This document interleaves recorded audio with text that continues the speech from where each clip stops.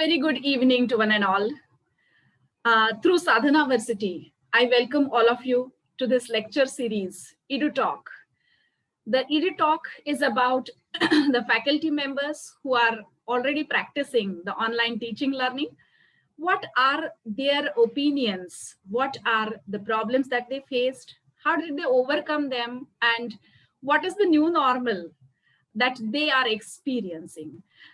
Through this talk series, we also would like to come up with some new suggestions, some new inspirations for all those who are working in the field of teaching learning. On one side are the students struggling to catch up with the pace of online learning. On the other side are the teachers who are making sure that they reach till the last student in the class and make sure that the effective lecture delivery is done on time. Evaluations, extracurriculars, everything. So let us appreciate all these efforts of the professors. Today, we have in this series with us Professor Dr. Pooja Shukla. She is my friend also, and that's the reason I have insisted her to be online with us today. She is working as faculty of marketing, and she is also a postdoctoral fellow. Currently, she is working with School of Economics, Devi Ahilya University, Indore. Now you can understand a postdoctoral research fellow, how the life must be busy. And that's the special reason to place my gratitude on through this platform. Thank you so much, Pooja, for joining us. And I'm sure that you will inspire the audience very well. All right, so let me begin with the first question. As I'm asking everybody, how were your initial days of adjusting with this online teaching learning? What problems did you face? Yeah, hi Sadhana.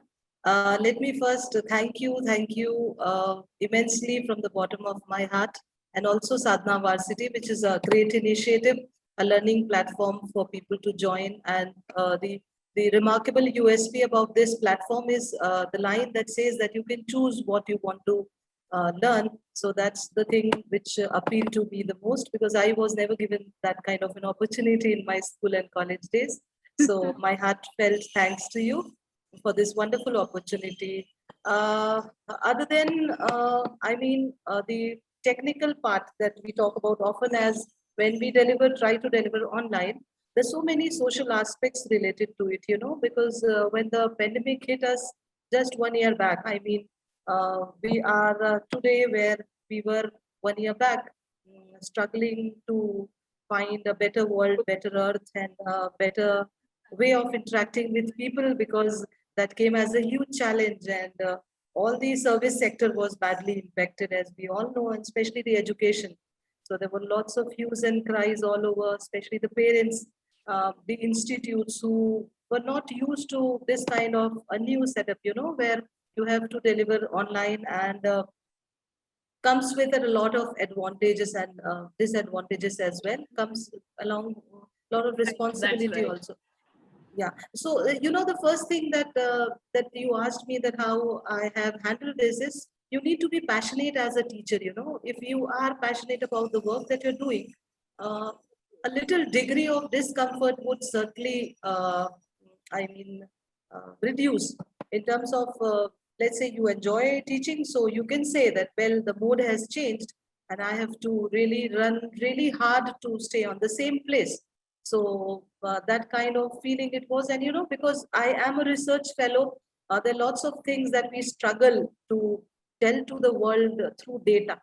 So same struggle was here, in terms of the concepts that we have been using. Especially because I teach marketing, it involves a lot of audio visual aids to supplement the meaning that we try to deliver to the students. So initially it was a challenge, not in terms of technical, because all of us are quite used to, thanks to Facebook and all those social media. Yes. So we're quite used to interacting with people. But yeah, when in terms of talking to people, Camera. and then when you and when they really are not coming on the video, and there are 35 students in your class, you need to really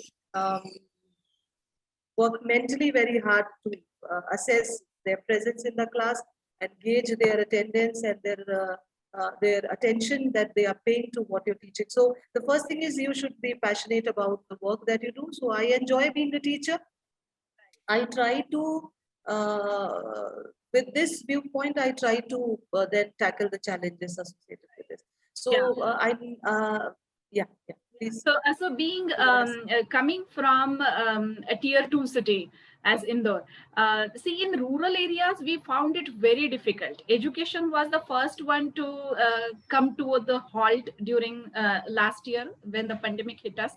So there were no connectivity. There was no connectivity. There were no mobiles with the students, especially the school going children, and even college going boys and girls also started complaining. Maybe they started taking an advantage that connectivity is not there, I cannot unmute, I cannot talk, all those things.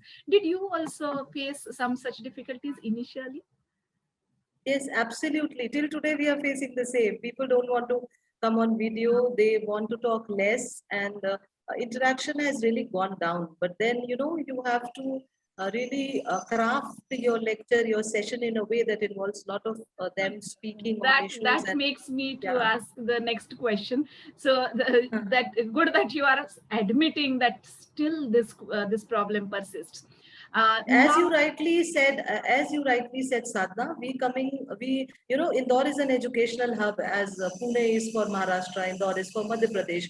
In central India, and Madhya Pradesh is especially grappling with lots of issues related to Human Development Index. So when I talk about the state as a whole, there are lots of areas to the university to get education, and they for that particular 2 years or 5 years period of time, they stay here only.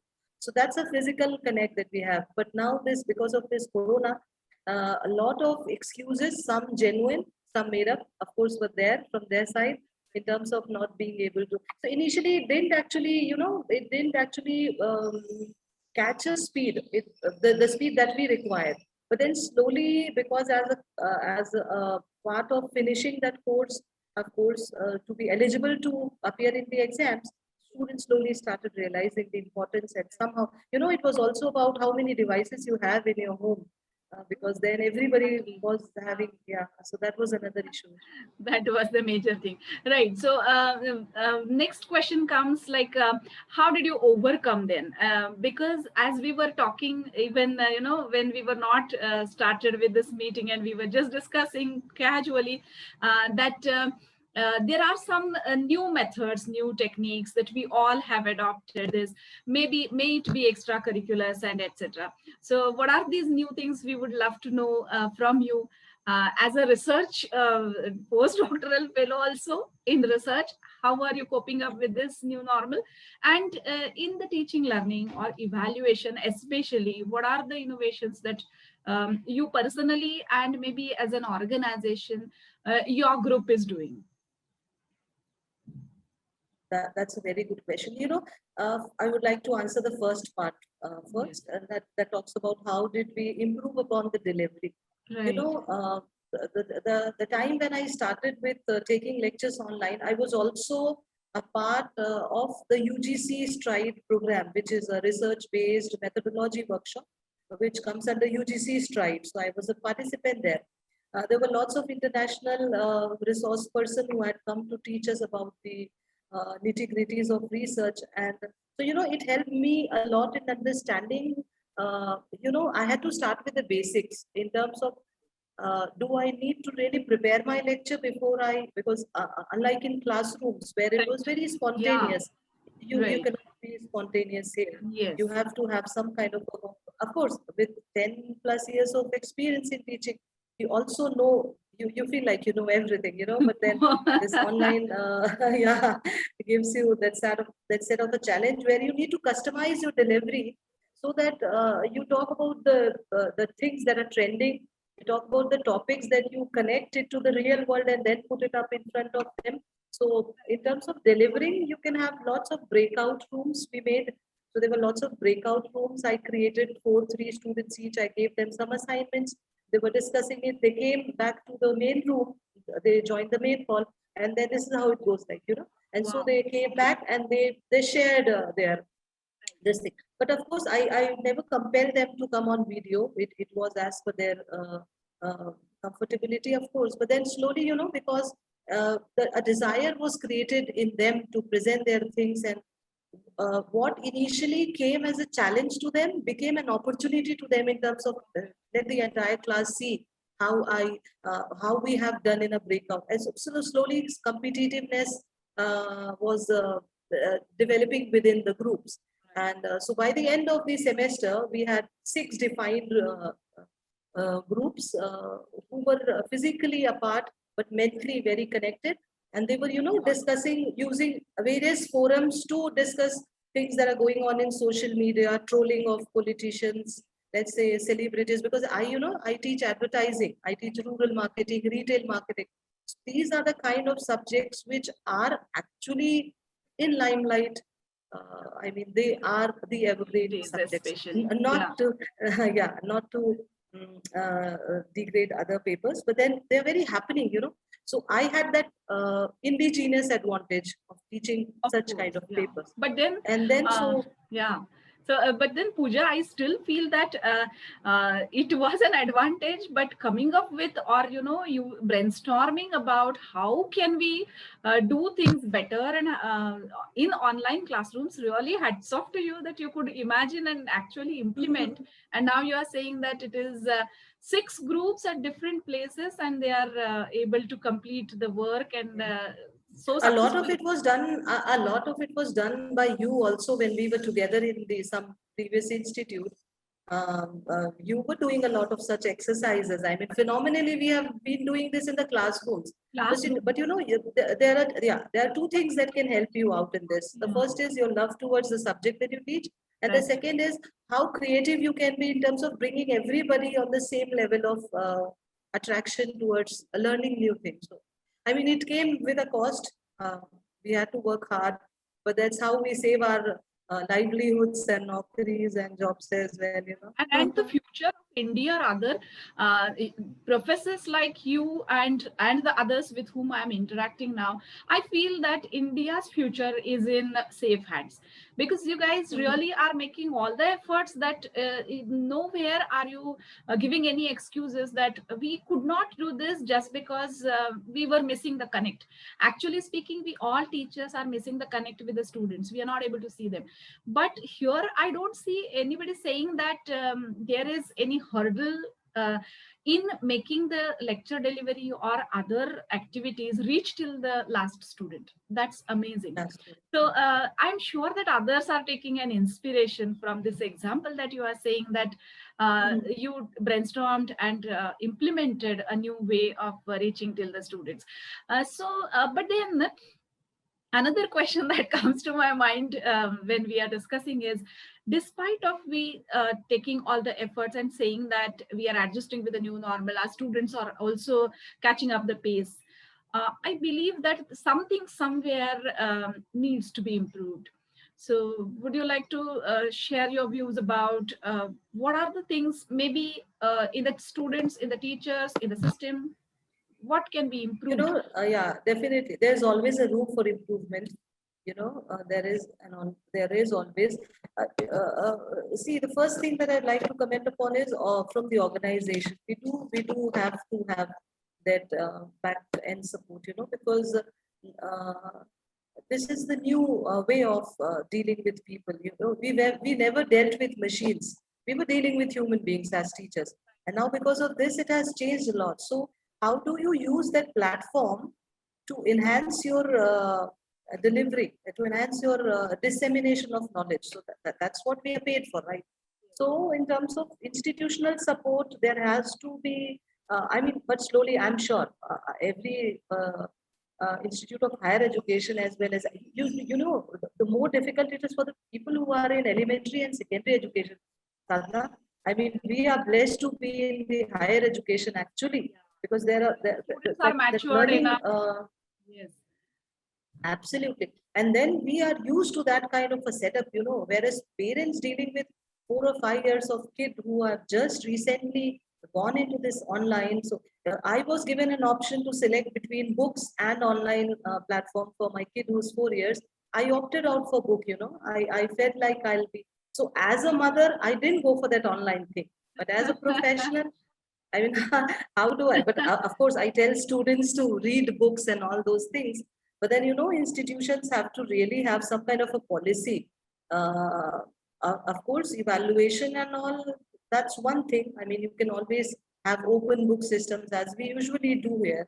But that entire essence of learning seems to be losing its way out somewhere. So, um, all these stakeholders, if they come together with policy and with proper thought behind where do we want to reach in the next 1 year or so, or for years to come, let's say this is the new because yeah. I don't think that somewhere it is about to get get back to normal immediately, because this academic year also is extended. That will have certainly an impact on the next academic year also. Certainly, and I think hybrid mode will be settling soon. We are in offline, online also. Are you also facing? That's quite normal with the institutes of premium class here in India. They have been doing blended learning for long. It was us, the kind of developing ones who are getting into this. But I'm sure, with the first year, second year, third year, fourth year onwards, I'll tell you, experiential curve will take us, will make us better, will take us to a better world, I guess. With every session we learn, yeah. Yeah, that's right. So do you also face any difficulties balancing this offline online thing? Do you also have some students in the classroom and some online? Because many institutes are having that kind of a mode of delivery, and some people face quite a lot of difficulties dealing with this. Off late, we have started with that order which was given by the government, that you can meet, the students were allowed to the campuses. See, initially they were coming here for all those administrative related works, paying fees and getting their scholarships done and all those paperwork. But then slowly they also realized that, in batches, 2, 3, let's say in groups, they can come and talk with the teachers on their doubts. So we also have a doubt session. Other than the classes that I take, I always am accessible to them during the late evening hours. So I give them the Zoom link and then they come and ask their doubts. So they post there. We have a group where we keep on posting things also about the books that we come across, some content. Every ways we are trying to, pull things That's together. Another mile that you have to, extra mile that you have to go every day, maybe in the evenings. That's really, that we all are learners, yeah. For now, we all are learners, we all are experimenting, but slowly the day is no far when we all will be experts in how to give our best through this media, which initially came as a challenge to us. It was initially a challenge, and great to see that now people are coming back to the new normal. And when I was discussing some such thing, which was supply chain management, I think we had shared this point of discussion some time back also. Supply chain will never be the same, which was before pandemic. Similarly, I think our teaching learning also will never be the same again, which was before Corona. And it's great that we all are adjusting and we are finding out our own ways and means to adjust and make sure that the teaching learning becomes effective. Thank you so much, Dr. Pooja, once again for being with us and inspiring all of us. I'm sure that others can take some clues out of this discussion and they also can try their own ways. Lots of faculty members who are from marketing will now be, lit up, their faces will be lit up to see this. I hope so. All can do. And that's how we should go ahead. There is no end that can be seen to it. In Pune also, the numbers are still growing. We are still clueless. For how long are we going to continue like this? But then I think hybrid way of lecture delivery is something that will be staying here for long. All right. Thank you so much once again for the time and interaction with us. Have a nice time ahead. It was a pleasure being here. Thank you for the opportunity. Yeah, thank you so much. Bye-bye. Have a nice time ahead. Yeah, thank you. Same to you, ma'am. Thank you.